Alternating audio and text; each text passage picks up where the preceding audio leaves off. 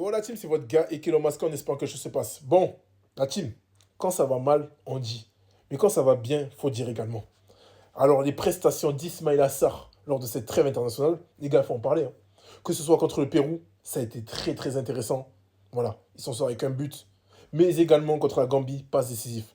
Alors, j'ai l'impression, et ça, c'est une théorie que j'ai, que je viens encore confirmer, est-ce que Ismaïla Sarr ne serait pas meilleur en sélection quand il n'y a pas Sadio Mané? Alors attention, je ne suis pas là pour créer un problème, hein.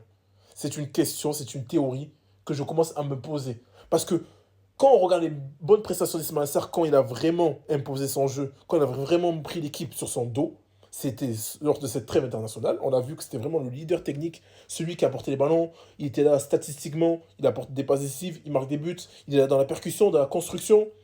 Il est vraiment intéressant. Et on a vu également sa grosse prestation contre l'Angleterre, où il a vraiment été un des partisans qu'on a gagné lors du match amical. Il a vraiment été un des gros partisans du Sénégal lors de cette victoire-là.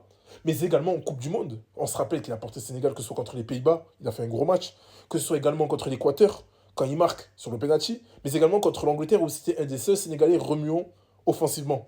Donc là, je commence à me poser des questions.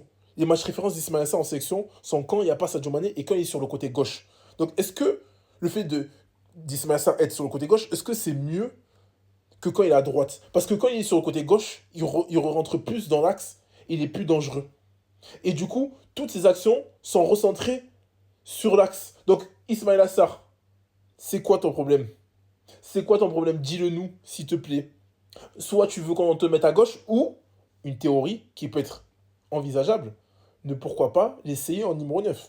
Ça, c'est une question aussi que je me pose. Parce qu'on voit que beaucoup de buts d'Ismaïla Sarr sont quand il prend la pointe de l'attaque. Alors attention, être attaquant de pointe et partir de derrière et finir ses actions en pointe ne veut pas forcément dire que tu vas être performant surtout en attaque de pointe. Parce que le fait de partir de derrière, peut-être, t'ouvre plus d'espace. Alors ça, c'est des questions qu'on peut se poser.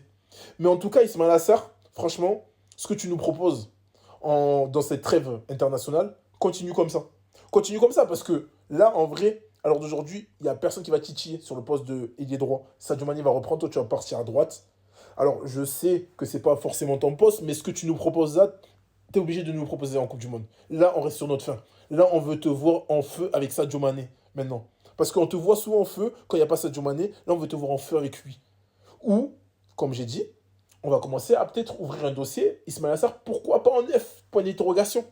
Bien entendu, c'est une théorie.